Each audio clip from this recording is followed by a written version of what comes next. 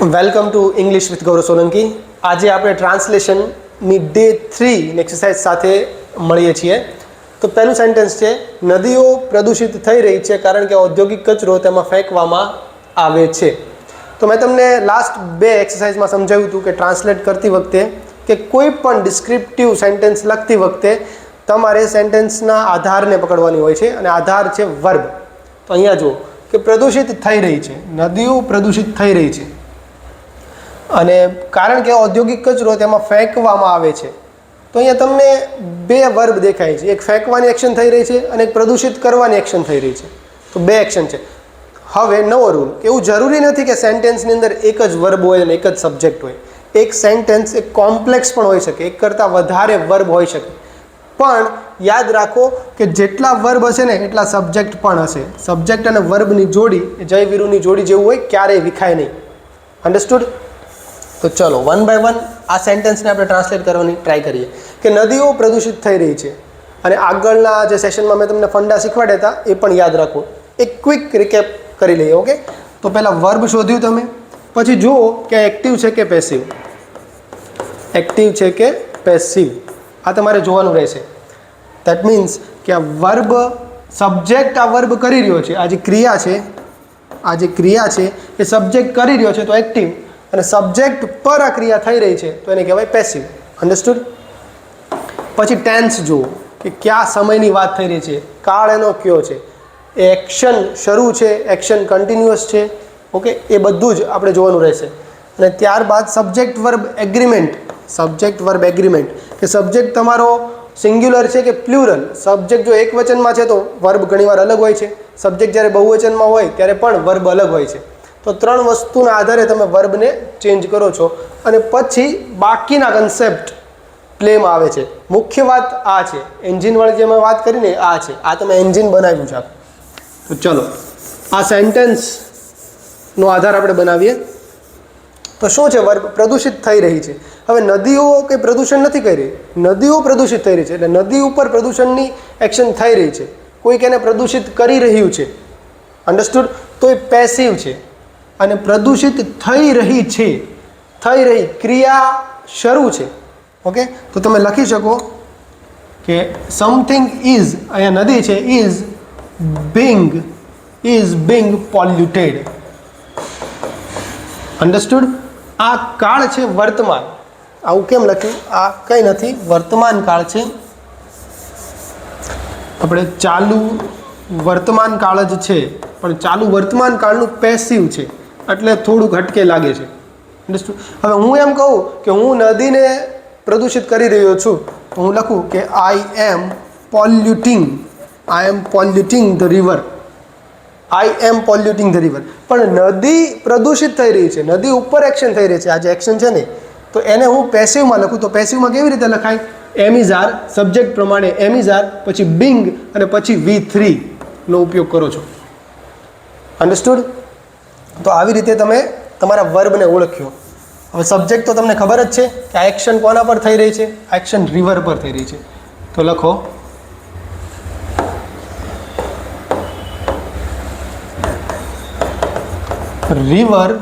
Reverse. Okay, નદીઓ. હવે reverse again મેં તમને કીધું હતું ને, સબ્જેક્ટ વર્બ એગ્રીમેન્ટ. રિવર્સ આ શું છે? બહુવચન છે. બહુવચન હોય ત્યારે તમે એમ ઇઝ આર માંથી ક્યુ યુઝ કરો છો? તમે યુઝ કરો છો આર. અન્ડરસ્ટુડ? હવે ઇટ પરફેક્ટલી મેક સેન્સ. એકદમ વાક્ય સેન્સ બનાવે છે કે રિવર્સ આર બિંગ પોલ્યુટેડ. નદીઓ પ્રદૂષિત થઈ રહી છે. ઓકે, આ તમને કીધું છે, આ ફેક્ટ છે કે નદીઓ પ્રદૂષિત થઈ રહી છે, પણ એનું કારણ શું છે એ પણ તમને વાક્યની અંદર કીધું છે. એનું કારણ શું છે? કારણ કે લખ્યું જ છે કે કારણ કે. તો લખો બીકોઝ એટલે કારણ કે. બીકોઝ એટલે કારણ કે. શું કારણ આપ્યું છે? ઔદ્યોગિક કચરો તેમાં ફેંકવામાં આવે છે. હવે અહીંયા ફેંકવાની એક એક્શન થઈ રહી છે. આ બીકોઝ પછી જે બીજું સેન્ટેન્સ છે ને એની અંદર પણ એક વર્બ છે અને એક સબ્જેક્ટ છે, અને એમાં વર્બ શું છે કે ફેંકવું. ફેંકવું એટલે થ્રો એટલે ફેંકવું થાય. પણ ઔદ્યોગિક કચરા બીજા દ્વારા ફેંકવામાં આવે ને, ઔદ્યોગિક કચરાને ફેંકવામાં આવે. ઔદ્યોગિક કચરો કંઈ ફેંકી નથી રહ્યો, હું એક વ્યક્તિ છું તો હું કંઈક ફેંકતો હોઈ શકું કે I M throwing the ball, હું બોલને ફેંકી રહ્યો છું, તો આઈ એમ થ્રોઈંગ. અન્ડરસ્ટુડ? પણ ઔદ્યોગિક કચરા માટે એમ ના બોલી શકો ને, ઔદ્યોગિક કચરાને ફેંકવામાં આવે બીજા દ્વારા, તો આ વાક્ય પણ પેસિવ છે. તો શું લખશો તમે? પહેલાં તો ઔદ્યોગિક કચરાનું તમને કહી દઉં કે industrial waste. Industrial waste. Okay, આ તમારો સબ્જેક્ટ છે. ઇન્ડસ્ટ્રીયલ વેસ્ટ ને ફેંકવામાં આવે છે, તો is industrial waste is thrown, એ ફેંકવામાં આવે છે. આ કંઈ નથી પણ ચાલુ, માફ કરજો, સાદો વર્તમાનકાળનું પેસિવ છે. હું એમ કહું કે I throw the ball every day. હું રોજ એક દડો ફેંકું છું ધાબા પર ચડીને. I throw the ball every day from my rooftop. હું રોજ ધાબા પર ચડીને એક બોલને ફેંકું છું. એકદમ કહેવાય ને સ્ટ્રેન્જ ઘટના છે, પણ તમને આ સાદો વર્તમાનકાળ સમજાવવા માટે મેં કીધું. તો આઈ થ્રો આવ્યું. અન્ડરસ્ટુડ? પણ બોલના પરિપ્રેક્ષ્યમાં મારે બોલવું હોય કે દડો ફેંકાઈ રહ્યો છે, બોલના પરિપ્રેક્ષ્યમાં મારે કેવું છે, તો શું હું લખીશ કે the ball is thrown by me every day. Understood? તો એ જ ઘટના છે. ઇન્ડસ્ટ્રીયલ વેસ્ટ ઇઝ થ્રોન, એટલા માટે અહીંયા આપણે ઇઝ થ્રોન લખ્યું છે. Understood? Industrial waste is thrown. હવે શું કીધું છે? ફેંકાય છે, પણ કંઈક ફેંકાતો હશે ને કોઈ જગ્યાએ, તો લખો ઇનટુ તેમાં. એટલે અહીંયા રિવરની વાત કરે છે, તેમાં છે ને નદીની વાત કરે છે. ઇનટુ, એના માટે હું પ્રિપોઝિશન લખું ઇટ. અહીંયા ઇટ એટલે જે શરૂઆતમાં મેં રિવરની વાત કરી ને એની જ વાત છે. એક જ સેન્ટેન્સ છે. જો એક જ સેન્ટેન્સમાં ફરીવાર તમે નાઉનના બદલે જ વાપરો છો કોઈ બીજો શબ્દ, એને શું કહેવાય? પ્રોનાઉન. અને કયું પ્રોનાઉન યુઝ કર્યું મેં? ઇટ. Into it. ઓકે, જો અહીંયા પણ એક ગ્રામરનો રૂલ છે કે ઇનટુ કેમ વાપર્યું? ઇન નદીમાં ફેંકવામાં આવે છે ને, પણ તમે યાદ રાખો કે જો આવી રીતની સિચ્યુએશન હોય ને, આ બોક્સ છે અને એની અંદર કંઈ વસ્તુ છે, ઓલરેડી ઇનસાઇડ છે, અંદર પડેલી જ છે. ધ થિંગ, આ કોઈ વસ્તુ છે, the thing is in the box. આ બોક્સ છે અને કોઈ વસ્તુ એમાં જઈ રહી છે. ઓકે, એમાં આ વસ્તુ પડી રહી છે. આ એ જ વસ્તુની પોઝિશન દેખાડું છું. ટાઈમ એ પહેલી સેકન્ડે, બીજી સેકન્ડે, ત્રીજી સેકન્ડે, ચોથી સેકન્ડે અને પછી અંદર ગઈ. તો આ જે આખી ઘટના છે, તો ફેંકાવાની ઘટના છે, એના માટે હું જ્યારે પ્રિપોઝિશન વાપરું ને ત્યારે ઇનટુ, આ બંનેનો અર્થ માં જ થાય. આ નદીમાં એવું જ થાય, પણ એક વસ્તુમાં એક્શન છે અને બીજું વસ્તુ સ્ટેશનરી છે, સ્થિર છે. અન્ડરસ્ટુડ? તો કચરો તમે ફેંકો તો એક્શન હોય ને, કચરો ફેંકાતો હોય નદીની અંદર, તો એક્શન છે, એટલા માટે તમે વર્ડ યુઝ કરશો ઇનટુ, નોટ ઇન. ઓકે, ચલો આગળ વધીએ. આઈ હોપ કે આ સેન્ટેન્સ એકદમ ક્લિયર થઈ ચૂક્યું છે અને આપણે 2-3 કન્સેપ્ટ્સ પણ શીખ્યા છીએ. ચલો નેક્સ્ટ સેન્ટેન્સ લઈએ. દરેક નાગરિકને બેંક ખાતું ખોલવાની સલાહ આપવામાં આવે છે. તમારી રીતે ટ્રાય કરો, પછી હું તમને આનું સોલ્યુશન આપું. ચલો ટ્રાય કરીએ. દરેક નાગરિકને બેંક ખાતું ખોલવાની સલાહ આપવામાં આવે છે. તો અહીંયા વર્બ ક્યુ છે? સલાહ આપવામાં આવે છે. સલાહ આપવું એટલે શું? સલાહ આપવું એટલે શું? એડવાઇઝ. સલાહ આપવું એટલે એડવાઇઝ.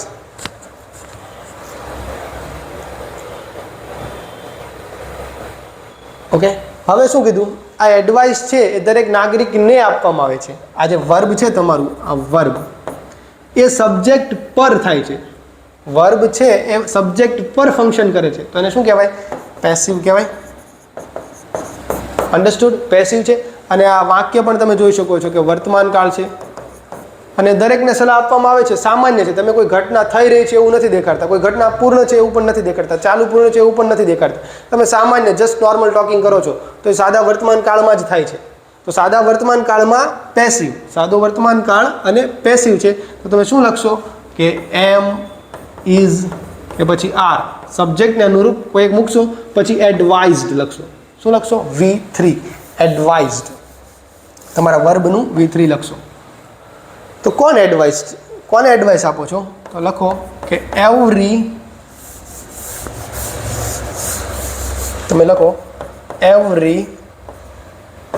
સિટીઝન, અહીંયા લખ્યું છે ને દરેક નાગરિક, દરેક નાગરિક, every citizen is advised, every citizen is advised, કે દરેક નાગરિકને સલાહ આપવામાં આવે છે. હવે કઈ સલાહ આપવામાં આવે છે, શું સલાહ આપવામાં આવે છે, તો એને તમે ટુથી જોડી શકો છો. Advised to open, advise to open a bank account. Understood? આવી રીતે આખું સેન્ટેન્સ તમારું ફ્રેમ થશે.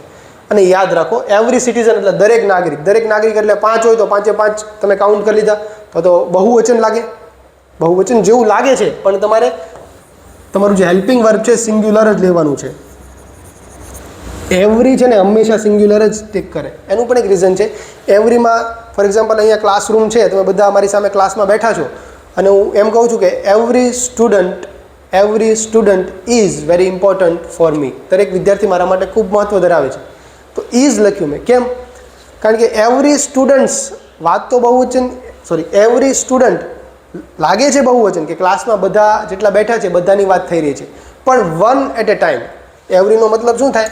One eight A time. Students number 1 is important, number 2 is important, number 3 is important, number 4 is important. એટલા માટે તમે સિંગ્યુલર યુઝ કરો છો.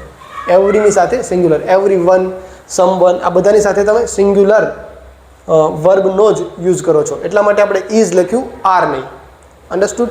Every citizen is advised. અને આ વર્બ પણ કેવી રીતે ફોર્મ થયું એ પણ મેં તમને શીખ્યું. ઓકે, શા માટે? To open, advise to open a bank account. બેંકનું ખાતું ખોલાવવાની સલાહ આપવામાં આવે છે. અન્ડરસ્ટુડ? ચલો આગળ વધીએ. સેન્ટેન્સ નંબર 3 જોઈએ કે જો સ્ત્રીઓને સમાન તકો મળે તો તેઓ પણ કોઈ પણ ક્ષેત્રે સફળ થઈ શકે છે. હવે આ છે ને ઇફ કન્ડિશનલનું સ્ટેટમેન્ટ છે. ઇફ હું પહેલાં લખાવી જ દઉં તમને, ઓકે, પછી આપણે આનું ડિસ્કશન કરીએ. તમને આવડે છે તો વેલ એન્ડ ગુડ, જો નથી આવડતું તો અહીંયા ધ્યાન આપો. If women get equal opportunities, if women get equal opportunities, they can succeed in any field. They can succeed in any field. હવે જો યાદ રાખો કે ઇફ વાળું જે વાક્ય છે ને એમાં આવી રચના હોય, ઇફ પછી સાદો વર્તમાન કાળ, ઇફ પછી સાદો વર્તમાન કાળ, અને પછીનું જે સેન્ટેન્સ છે કોમા કરીને, જો આ કન્ડિશન ફૂલફિલ થશે તો આ થશે. એ જે સેન્ટેન્સ છે એ ભવિષ્યાત્મક હોય. ત્યાં મોટા ભાગે વિલ જોવા મળે છે, મોટા ભાગે વિલ. પણ અમુક સેન્ટેન્સ એવા હોય ત્યાં કેન પણ આવી શકે, મે પણ આવી શકે, માઇટ પણ આવી શકે, શેલ પણ આવી શકે. ઓકે, કારણ કે આ બધા પણ ભવિષ્ય સૂચવી શકે છે, ભવિષ્યાત્મક વાત કરી શકે છે. તમારી એબિલિટી હોય તો ભવિષ્યાત્મક પણ હોય. આ કેન વર્તમાનમાં જ વપરાય એક ખોટો કન્સેપ્ટ છે, કારણ કે મોડલનો કોઈ ટેન્સ નથી હોતો. મોડલ કોઈ પણ ટેન્સમાં વપરાય. અન્ડરસ્ટુડ? મોડલ એ ટેન્સ ફ્રી હોય છે, ટેન્સ એને લાગુ પડતા નથી. તો અહીંયા કેન તમે યુઝ કરી શકો છો, પણ મોસ્ટ ઓફ ધ ટાઈમ તમને વિલ જ દેખાશે. તમને એક એક્ઝામ્પલ આપું કે if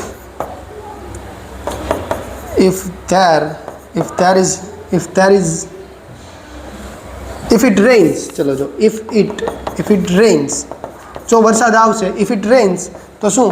I will stay at home. Understood? શું મૂક્યું મેં? વિલ, ભવિષ્યની વાત કરી. જો વરસાદ આવશે તો હું ઘરે રોકાઈશ. હવે યાદ રાખો, આ જે પોસિબિલિટી છે ને રિયલ છે. શું છે આ પોસિબિલિટી? કેવી છે? Real. This is a real possibility. વરસાદ આવી શકે છે. ઓકે, હવે હું તમને ઇફનો એક બીજો યુઝ દેખાડું, મારી સાથે રહેજો. If I var a bird, જો હું એક પક્ષી હોત, તો I would fly in the sky. તો હું આકાશમાં ઉડતે. જો હું પક્ષી હોત તો હું આકાશમાં ઉડતે. અહીંયા જુઓ તમે, ઇફની સાથે શું છે? ઇફની સાથે સાદો ભૂતકાળ છે. ઇફની સાથે સાદો ભૂતકાળ છે. આ એક અપવાદ છે, આઈ સાથે વોઝ હોવું જોઈએ, પણ ઇફ કન્ડિશનલમાં તમે આઈ સાથે વેરનો યુઝ કરો છો, કે અપવાદ છે, યાદ રાખવાનું. સાદો ભૂતકાળ છે. અને પછી કેવી રચના છે?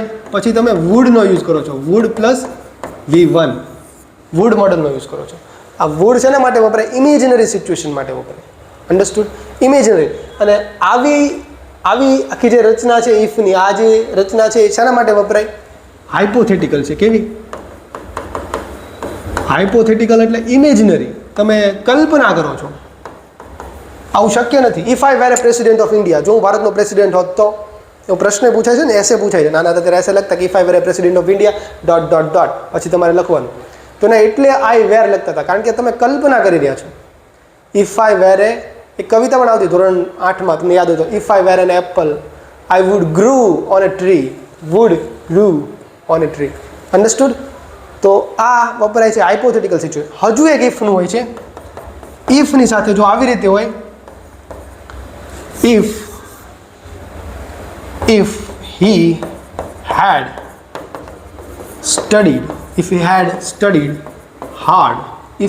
studied hard, he would have passed the exam. હવે જો અહીંયા જુઓ, ઇફની સાથે શું છે? ઇફની સાથે કયો કાળ છે? Had plus V3. Had plus V3 એટલે પૂર્ણ ભૂતકાળ. ભૂતકાળનો ભૂતકાળ. આ તો ભૂતકાળની વાત હતી, એનોય ભૂતકાળ. તો તમે આગળ કેવી રચના વાપરો છો? Would plus have plus V3. આ ગોખી જ લેજો. અને આ ક્યારે વપરાય? આ છે ને રિગ્રેટ હોય ને ત્યારે વપરાય. ક્યારે? રિગ્રેટ વાળો એલિમેન્ટ હોય. If I had the enough money, જો મારી પાસે પૂરતા પૈસા હોત, I would have bought this car, તો મેં આ કાર ખરીદી લીધી હોત. If I had, understood? If I had, અહીંયા સેમ છે. If I had studied, જો એ ભણ્યો હોત, he would have passed. હવે આ કેવું છે? આ છે તો રિયલ, પણ ઓપોર્ચ્યુનિટી લોસ્ટ છે. હવે એ ઘટના જતી રહી છે, હવે કાંઈ ભણવાનો ચાન્સ એને બીજો મળવાનો નથી, અને પાસ પણ થવાનો નથી. પણ ચાન્સ હતો ત્યારે એ ભણ્યો નહીં, અને એ રિગ્રેટ માટે તમે બોલો છો. અને આ રિગ્રેટવાળો એલિમેન્ટ તમે જ્યારે શો કરો છો ત્યારે યાદ રાખો કે પૂર્ણ ભૂતકાળ અને had, would plus have plus V3. તમે ગૂગલ પર સર્ચ કરશો ને કે ઇફ કન્ડિશનલ્સ એમ લખજો, ઇફ કન્ડિશનલ્સ એમ લખજો ને, એટલે 4 પ્રકારના ઇફના સ્ટેટમેન્ટ આવશે. એની વાક્ય રચના તમે યાદ કરી લેજો. ઓકે? અને એનો ઉપયોગ મેં તમને અહીંયા કીધો જ છે, પણ એનો ઉપયોગ પર પણ એકવાર નજર મારી લેજો અને એને ગોખી લેજો. એક્ઝામની અંદર પૂછાય જ છે. એક્ઝામની અંદર અહીંયા વુડ હેવ પ્લસ V3 હોય ને, ખાલી જગ્યા હોય, અને આગળ ઇફની અંદર હેડ પ્લસ V3 હોય. તો આ જોઈને જ તમે લખી દો કે અહીંયા વુડ હેવ પ્લસ V3 જ આવે. ક્યારેક કુડ પણ આવી શકે. ઓકે? પણ એ મોડલ હોય, મૂળક હોય, એટલું યાદ રાખવાનું. અને ભૂતકાળવાળું હોય, કુડ કે વુડ. અન્ડરસ્ટુડ? તો આ તો ઇફ સેન્ટેન્સનો. હવે આપણે પાછળના આપણા મેઇન સેન્ટેન્સમાં આવી. વાંચો અહીંયા. જો સ્ત્રીઓને સમાન તકો મળે તો તેઓ પણ કોઈ પણ ક્ષેત્રે સફળ થઈ શકે છે. તો આ તો રિયલ પોસિબિલિટી છે ને, કે સ્ત્રીઓને સમાન તકો મળી શકે છે. તમે આપી શકો છો. જો આપશો તો આ થશે. તો રિયલ પોસિબિલિટી માટે મેં શું કીધું? સાદો વર્તમાન કાળ અને સામે ભવિષ્યાત્મક હોય. જો એ ફૂલફિલ થાય તો જે વાત છે ભવિષ્યાત્મક હોય. ઓકે? ઇફ વિમેન બહુવચન છે. ઇફ વિમેન ગેટ, વિમન્સ નામ, okay, MEN. If women get equal opportunities, જો એને સમાન તકો મળતે તો they can, એ કરી શકે છે શું? Succeed in any field. they can succeed in any field. એ કોઈ પણ ફિલ્ડની અંદર સક્સેસ હાંસલ કરી શકે છે. અને યાદ રાખો, આ સક્સીડ છે ને, મૂળ સ્વરૂપ જ છે. આ V3 કે V2 નથી. આ વર્બનું ફર્સ્ટ ફોર્મ જ છે. સક્સીડ એટલે સફળ થવું. એનું ભૂતકાળ કરવું ને તો હજી એક ઈડી લાગે, આવી રીતે સક્સીડેડ, આમ લાગે, સક્સીડેડ. સમજ્યા? આ વાહે ઈડી છે એટલે એવું લાગશે ખરા, પણ અહીંયા તમે જોઈ શકો છો કેન છે. મોડલની પાછળ હંમેશા V1 જ આવે. મોડલની સાથે કોઈ પણ વર્બ હોય ને તો V1 જ હોય. ગોલ્ડન રૂલ છે, ક્યારે બ્રેક નહીં થાય. ઓકે? ચલો આગળ જોઈએ. આઈ હોપ કે ઇફ કન્ડિશનલ્સ તમને સમજાણા છે, અને જે આપણું જે સેન્ટેન્સ કરાવ્યું એ પણ તમને સમજાણું છે. ચોથું સેન્ટેન્સ છે, તમારી રીતે ટ્રાય કરો, પછી આપણે એને ડિસ્કસ કરીએ અને સમજવાનો ટ્રાય કરીએ. વાંચું છું. ભારતીય અવકાશ સંશોધન સંસ્થા ISRO, okay, Indian space research organisation, હું શોર્ટમાં જ લખીશ ISRO. ISROએ અનેક ઉપગ્રહો સફળતાપૂર્વક પ્રક્ષેપિત કર્યા છે. Find the verb. Again find the verb. એ જ એક જ એક્સરસાઇઝ. પ્રક્ષેપિત કર્યું. પ્રક્ષેપિત કરવું એટલે લોન્ચ કરો. તમે જે લોન્ચ કરો ને શુદ્ધ ગુજરાતીમાં પ્રક્ષેપણ કર્યું કહેવાય. Okay, launch. આ લોન્ચ નામની ઘટના થઈ રહી છે. હવે લોન્ચ તો ભૂતકાળમાં થઈ ગયા છે ને, કે અત્યારે હું બોલી રહ્યો ત્યારે જ લોન્ચ થતું હશે, પણ હું વાપરું છું શું છે, વર્તમાન ટેન્સ યુઝ કરું છું, હું પ્રેઝન્ટ ટેન્સનો યુઝ કરું છું. પણ ઘટના તો ઘટી ગઈ છે. લોન્ચિંગનું જે કામ હતું એ તો પૂરું થઈ ગયું છે. ઓકે, એક નહીં ઘણા બધા ઉપગ્રહોનું લોન્ચિંગ પતી ગયું છે. તો અત્યારનો રેફરન્સ લઈને રાઈટ નાવ અત્યારની વાત કરું છું. અત્યારનો રેફરન્સ લઈને હું ભૂતકાળની જે એક્શન્સ હોય એને હું બતાવું ત્યારે તમે કયો વાપરો છો? પૂર્ણ વર્તમાન. એ લાગે છે વર્તમાન પણ એ ઘટના પતી ગઈ છે, but it steel relevant. Okay, હજુ પણ રેલેવન્ટ છે. અને એમ પણ કહી શકો, હજુ એક રીતે પણ યાદ રહી શકો કે અનુભવ હોય ને, અનુભવ મોસ્ટ ઓફ ધ ટાઈમ પૂર્ણ વર્તમાન કાળમાં જ તમે લખો છો. હું ગિરનાર 4 વાર ગયો છું, મારો અનુભવ છે મારી લાઈફનો, અને હું હજુ જીવું છું. જીવવું એનો જ અનુભવ હોય. ઓકે, તો I have visited Girnar 3 times. હું 3 વાર ગિરનાર ગયો છું. તો એ જ આ ઈસરોનો અનુભવ છે ને, આ મારો અનુભવ છે. ઈસરોનો અનુભવ શું છે કે અવકાશ સંશોધન સંસ્થાએ અનેક ઉપગ્રહો સફળતાપૂર્વક પ્રક્ષેપિત કર્યા છે. તો એના માટે પણ તમે પૂર્ણ વર્તમાન કાળ જ યુઝ કરશો. તો શું લખશો? લોન્ચ્ડ. પૂર્ણ વર્તમાન કાળની વાક્ય રચના શું હોય? Have has plus V3. તો V3 તો બની ગયું, ઇઝી છે. હેવ હેઝમાં ક્યું યુઝ કરશો? અવકાશ સંશોધન સંસ્થા, એક જ સંસ્થા છે તો હેઝ લખો. અને કઈ છે એ સંસ્થા તમારી? ISRO. Indian space research organisation has launched. અનેક એટલે હેઝ લોન્ચ્ડ મેની. મેની લખી શકો, સેવરલ પણ લખી શકો. કે આપણે એક યુઝ કરીએ, many has લોન્ચ્ડ many satellites. Has લોન્ચ્ડ many satellites. Bus finish, આટલું જ છે. ISRO has લોન્ચ્ડ many satellites. Done, easy હતું. આગળ જોઈએ. કામદારોને લઘુત્તમ વેતન આપવું એ કાયદેસરની જરૂરિયાત છે. એ આ તો ગુજરાતી થોડુંક ટફ થઈ ગયું છે. કાયદેસરની જરૂરિયાત એટલે શું કહે છો? Requirement. It is required. Okay, requirement. કાયદેસરની એટલે લીગલ. આ થોડું ગુજરાતી ટફ છે એટલે તમને આપી દઉં છું. તો લીગલ રિક્વાયરમેન્ટ છે. હવે વાક્ય કેવું છે? મેં તમને આગળના પ્રેક્ટિસમાં તમને કીધું હતું કે શી ઇઝ કાઇન્ડ. તે દયાળુ છે, તે માયાળુ છે. છોકરીની વાત છે, તે બહુ દયાળુ છે, બહુ માયાળુ છે, બહુ મસ્ત છે. She is kind. Okay, kind છે, દયાળુ છે. એવી જ રીતનું આ સેન્ટેન્સ છે કે સમથિંગ, ઓકે, એ કાયદેસરની, something is legal requirement. Something is શું છે? અહીંયા કાઇન્ડ હતું ને, અહીંયા શું છે? Legal requirement. અહીંયા તમારું મેઇન વર્બ જ ઇઝ છે કે આ વસ્તુ છે, આ વસ્તુ આવી છે.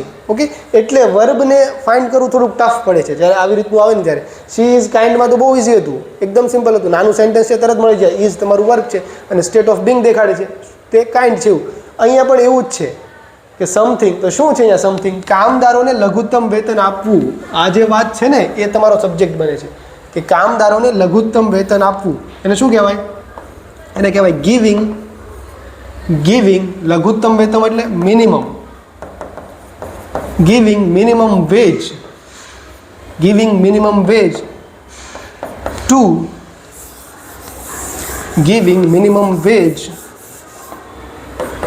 to workers. ઓકે, આ જે વાત છે is એ શું છે? is a legal requirement. એ એક લીગલ રિક્વાયરમેન્ટ છે. અન્ડરસ્ટુડ? આવી રીતે આ સેન્ટેન્સને તમે ફોર્મ કરો છો. છેલ્લું સેન્ટેન્સ થોડુંક ટફ છે કારણ કે આ સબ્જેક્ટ ઓળખવો એકદમ બિગિનર હોય, જેને અંગ્રેજી બહુ કાચું આવડે છે એના માટે થોડુંક હાર્ડ છે. But with practice you can do that. Okay, with practice nothing is impossible. ચલો, તો અહીંયા સુધી આ સેશનને આપણે રાખીએ અને નેક્સ્ટ સેશનમાં આપણે બીજા 5 એવા સારા એવા સેન્ટેન્સ લઈને આવીશું. અને એ સેન્ટેન્સની અંદર અંડરલાઇંગ કોઈ ઇંગ્લિશનો કન્સેપ્ટ હશે, જેવી રીતે આપણે આજે ઇફ કન્ડિશનલ શીખ્યા એવી રીતે બીજા પણ કન્સેપ્ટ્સ આપણે શીખવાની ટ્રાય કરીશું. ઓકે, તો be with me. If you like this video, like, share and subscribe. And till we meet in the next session, enjoy whatever you are learning. Okay, bye.